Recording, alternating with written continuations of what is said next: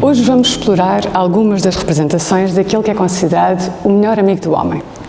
E vamos fazê-lo através da sua figuração em ambientes que poderiam parecer-nos, à partida, um bocadinho inusitados.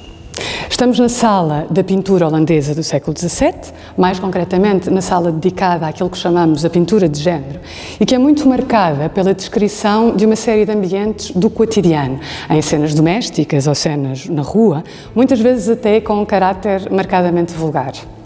E talvez seja por isso que os cães acabam por ser tão frequentes nestas pinturas. Eles eram muito comuns na sociedade urbana e rural, mesmo antes do século XVII, e estariam muitas vezes presentes naquilo que eram as atividades cotidianas destas personagens.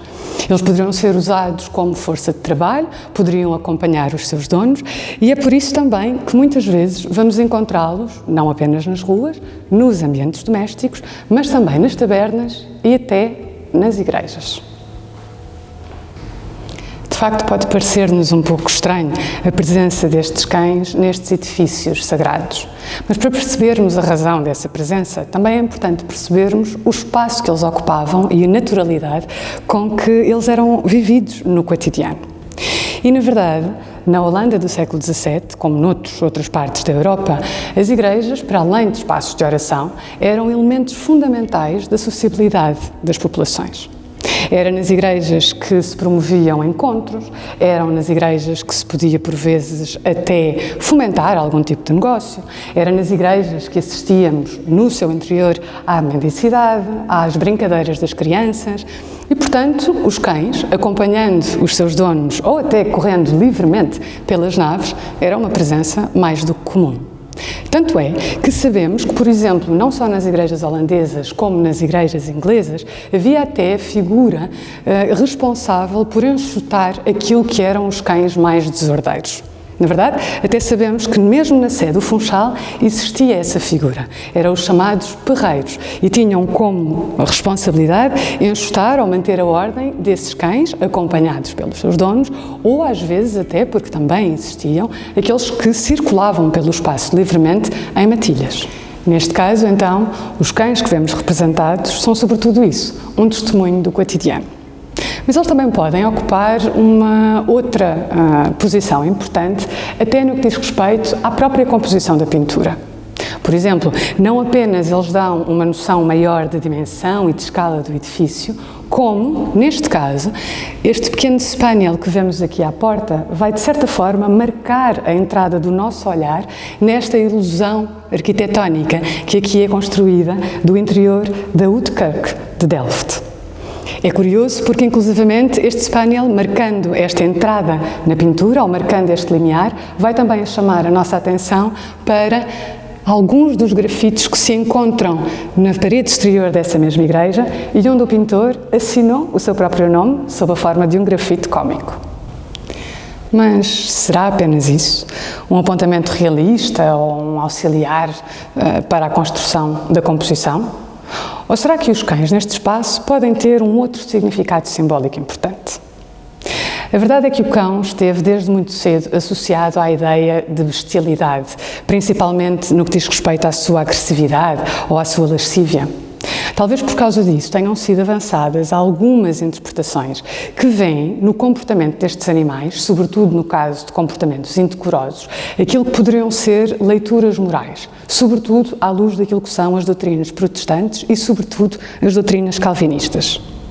Nós temos até uma outra pintura desta mesma Oude-Kerk de Delft, feita por um outro pintor, Emmanuel de Witt, que nos vai mostrar um cão que está a urinar num dos pilares. A verdade é que, de certa forma, é quase como se estes cães pudessem servir de recordação àquilo que há de mais bestial e primário nos homens, fazendo com que se marcasse então um contraste muito evidente entre aquilo que é a sacralidade destes espaços e a mundanidade dos seus ocupantes. Mas a verdade é que, na maior parte das vezes, as simbologias dos cães acabam por ter um caráter marcadamente positivo. Na verdade, aquilo que é mais interessante aí é que este caráter positivo está muito associado àquilo que é a sua relação com o homem. Se não vejamos, mesmo nas próprias descrições da Antiguidade Clássica e depois repetidas nos bestiários, o cão é aquele que guarda os rebanhos, é aquele que ajuda na caça, é aquele que protege o seu dono.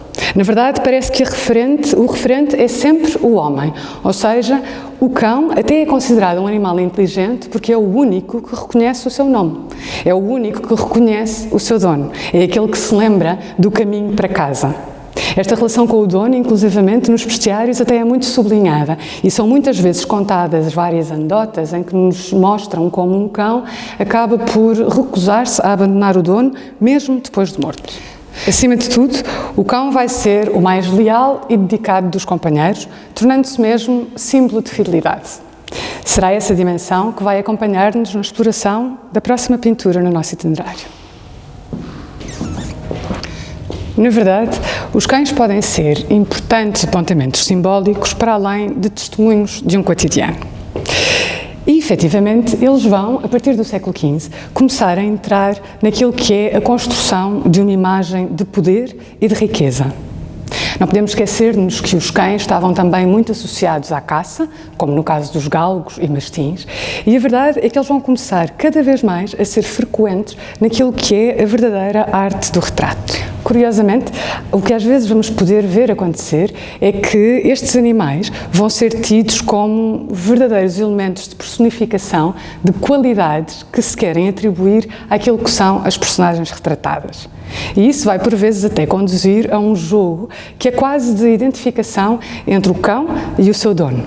Por isso mesmo é que vamos ver, no caso de cães de grande porte, como os galgos e os mastins, associados a senhores da nobreza e com uma significação muito relacionada com a ideia de virilidade, enquanto que, no caso dos retratos femininos, vamos assistir a uma verdadeira moda, que é a moda dos cãezinhos de colo. Eles vão ser extremamente importantes e, na verdade, vão tornar-se uma marca de elegância e de coqueterie, quase, e vão surgir como que verdadeiros adereços naquilo que são os retratos de aparato destas senhoras da alta nobreza. Mas não apenas por isso. A verdade é que eles também podem ter alguns significados mais profundos e nós sabemos, também pela sua ligação à ideia de fidelidade, que um cão de pequeno porte pode muitas vezes ser um símbolo, no caso de retratos femininos, de um certo recato ou mesmo de fidelidade conjugal. No caso dos grandes retratos de aparato régio, como é o caso deste retrato de Dom Sebastião, a verdade é que nós vamos ter como principal elemento inspirador aquilo que é toda a iconografia áulica iniciada com a corte dos Habsburgos. Podemos ter como exemplo o famoso retrato de Carlos V, depois também seguido por Tiziano, e que vai ser seguido por uma série de cortes pela Europa fora. E é isso que, de facto, conseguimos ver aqui. Estamos perante aquilo que é uma imagem oficial, uma imagem que se inscreve numa linhagem ou numa tipologia de retratos dedicados a grandes galerias dinásticas ou de linhagem real, onde, acima de tudo, se quer personificar uma ideia de força. É isso que podemos ver neste retrato.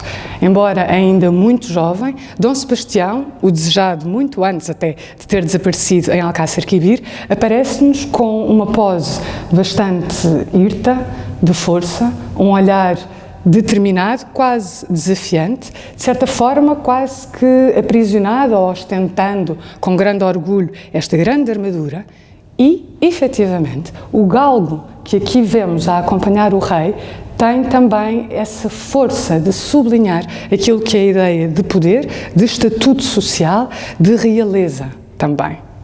Mas poderá até haver aqui um outro pormenor interessante e que foi descoberto quando, no decorrer do último restauro da pintura, se percebeu aquilo que figurava nesta coleira, também ela, uma coleira de aparato. Num pormenor que está semi-oculto pela moldura, vemos que esta coleira figura as armas régias, ou seja, quase como, de uma forma alegórica, o cão pudesse simbolizar todo o reino de Portugal. Para além de sublinhar o estatuto régio do seu dono, ele conta também com ele como um elemento de proteção. A ele é fiel, a ele é dedicado e é com ele também que conta para essa proteção. Como sabemos, a história depois revela-nos um desfecho um pouco diferente.